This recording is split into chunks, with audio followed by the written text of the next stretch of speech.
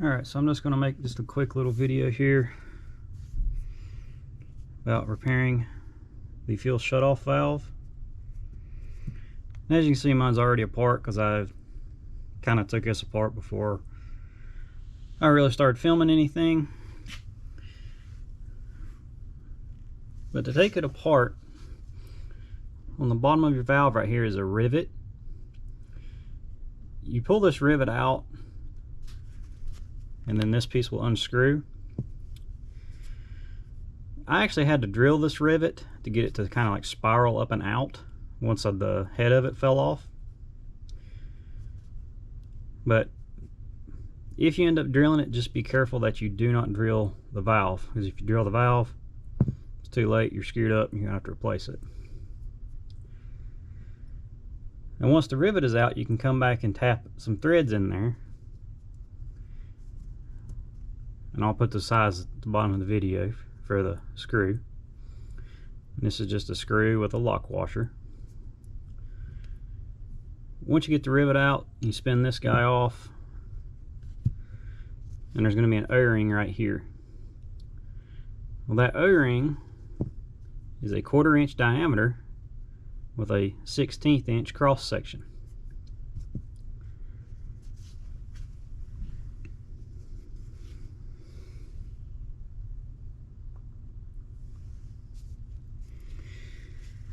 And once you get that off, you can kind of clean everything up a little bit, whatnot. But anyway, now to put it back together, it's just the reverse of disassembly. So I'm going to go ahead and put me a new O-ring on here. I just lubed it up with a little bit of silicone, and that'll slide in. And then we'll thread it in.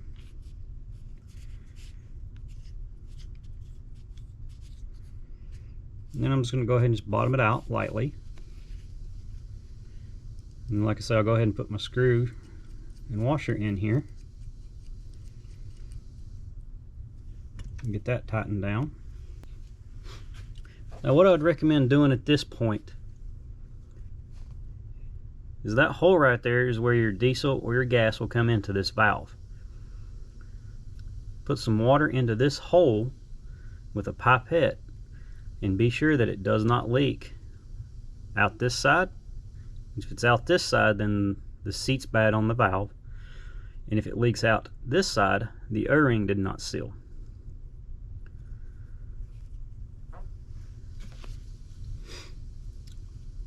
So next step is just going to be putting the filter back on top, and it just kind of slides down. Now you may have to gently grab this with some pliers to lift it up and off, because it is stuck pretty well down here. Then we'll just put our top cap back on, and then our little screw back in.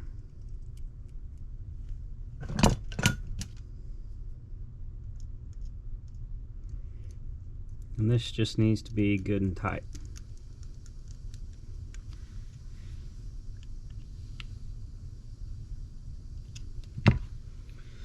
So there's now our valve rebuilt. And like I say, I didn't film disassembling it, unfortunately. But disassembly is basically the reverse of what I just did, with the exception of the screw here on the bottom. So now this is ready to go back on. Alright, so now that I have my fuel valve rebuilt, it's time to bolt it back down to the tank. Now, as for the O-ring that's going to go here, this O-ring is a -115, and I'll put the actual measurements there at the bottom of the video. Alright, so it's been a while since I've had this fuel tank on there. I know the video I just recently posted was about the fuel tank itself, but if you look in there,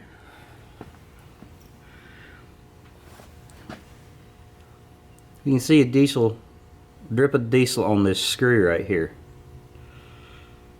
Well, what I have determined is my fuel line back here at the rear is leaking, and this is running down.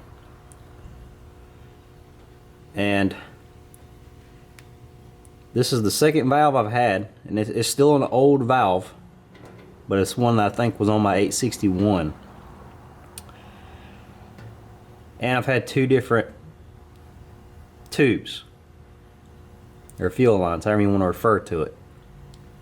And the one that's on here right now I made with a brand new die on the flare. So I'm pretty sure that my problem is in the valve where the tube is seating. Because, you know, with the flare fitting, if there's any damage, they're not going to seal properly. And of course, diesel fuel is really thin fluid. So thankfully, there is a solution for this. We're going to use this little, what they call a flare gasket. And this is basically a soft copper, which they'd make these in aluminum as well. And I'm going to put this in there, in between the steel fuel line and the aluminum of the valve, and this should help create a seal and will hopefully stop this leak. Because the O-ring on the valve itself, where you screw it in and out, has been replaced. Now, the video that I have at the beginning of this, where I restored this valve, it was actually the other valve.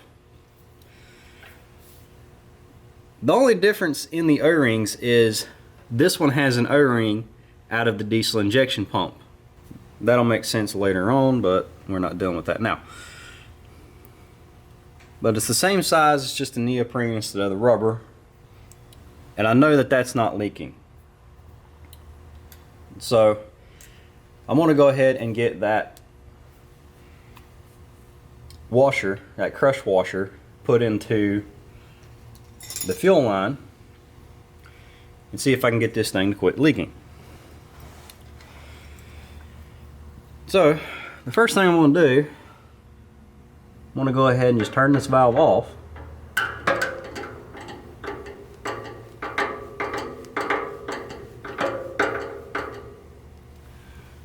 And I just want to kind of crank the tractor a little bit to try to get some of this fuel out of here, to try to avoid it dripping as much as possible. So I'm not going to run it long, maybe like 10 seconds, maybe 30 seconds, something like that.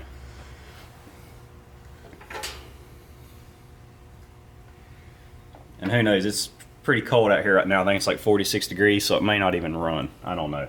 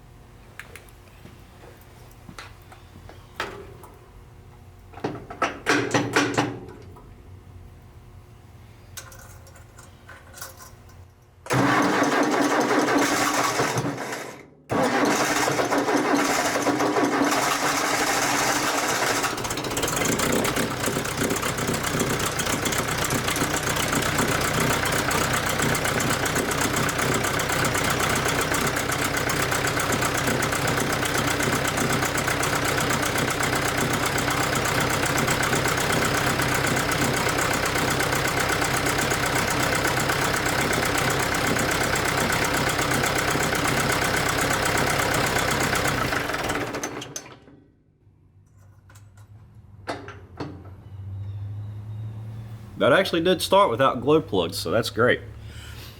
Alright, so hopefully that got enough of that fuel out of there to where I can work on it without dripping fuel everywhere. So now I got to reach in there and unscrew that, which is going to be fun. And then I'll get that washer put in there. Now for starters, I'm going to go ahead and just wipe off some of this diesel that's laying in here. Here's actually a piece of flared fuel line that I have laying here. Just kind of demonstrate this gasket. And what it's going to do is it's going to set basically right on top like that. And so whenever you tighten it down, that's going to go in there and crush and help make that seal.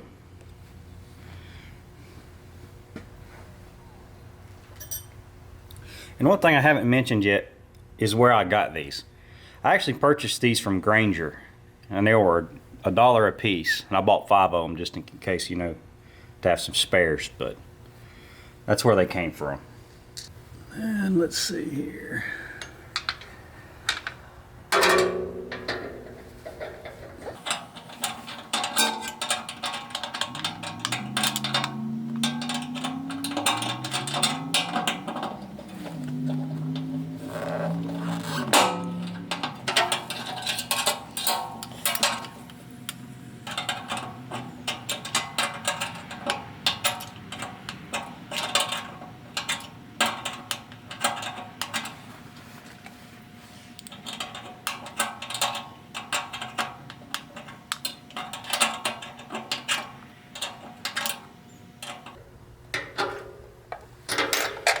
See if I can spin that with my hand now.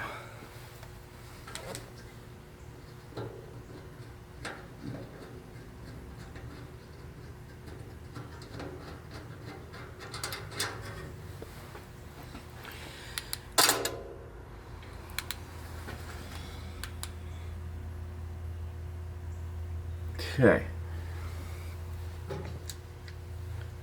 Now I'll take that gasket. I'm hoping I can slide it into the valve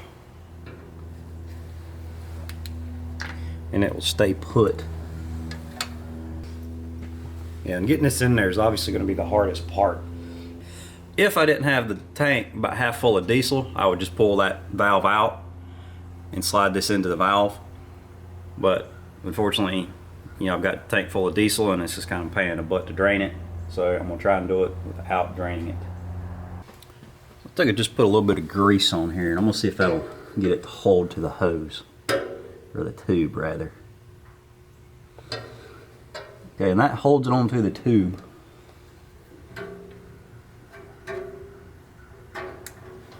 And until you knock it off and it falls down behind your valve cover. Alright, so yeah, I just took a little bit of that John Deere Molly grease I've been using and kind of ran it over the face of that gasket.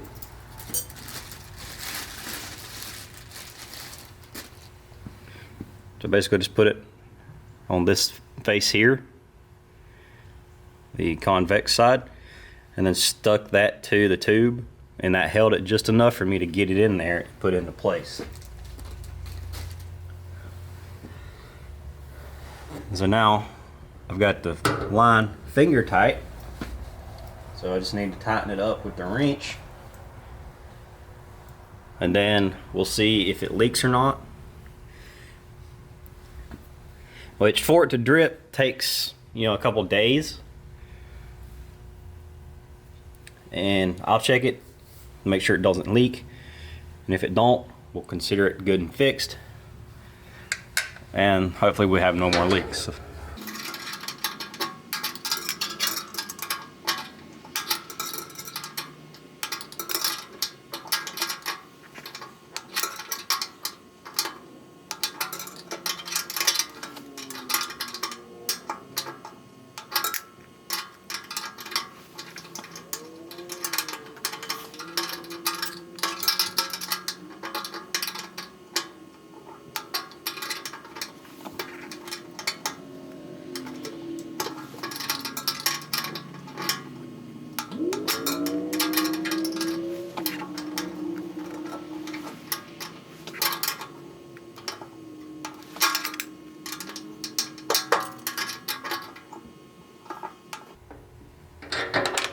Alright, so there it's tightened up. I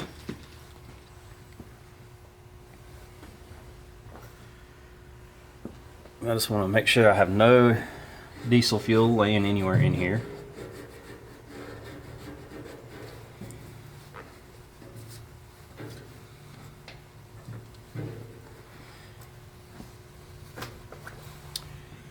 Then I'll open the valve back up.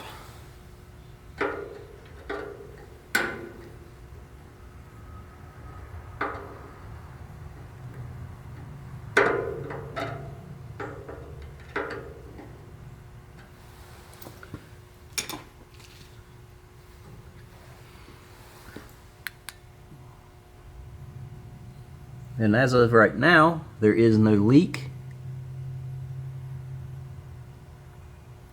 which means to me that that gasket did seat properly, or at least in alignment. And then I'll come back and check it in a couple of days, and hopefully I have no leaking diesel fuel.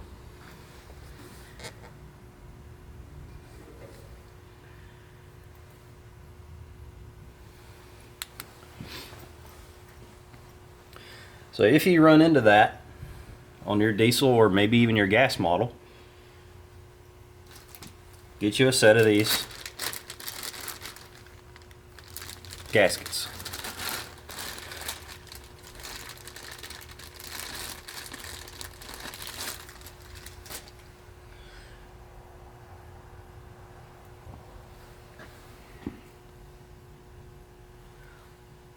And that's what they look like. Yeah, obviously, because I've showed you one before, but there's just some more. And like I say, each one of these was $1. So I got $5 in this, but if I have no leaks, it's worth every bit of $5. And whenever you buy them more than one just in case.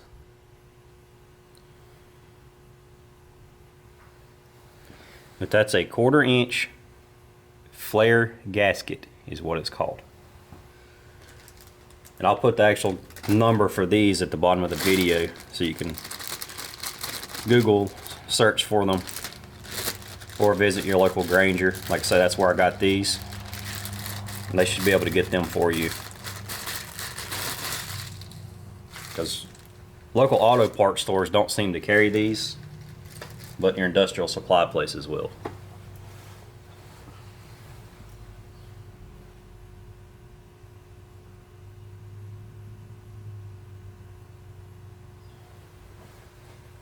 And that's it for now.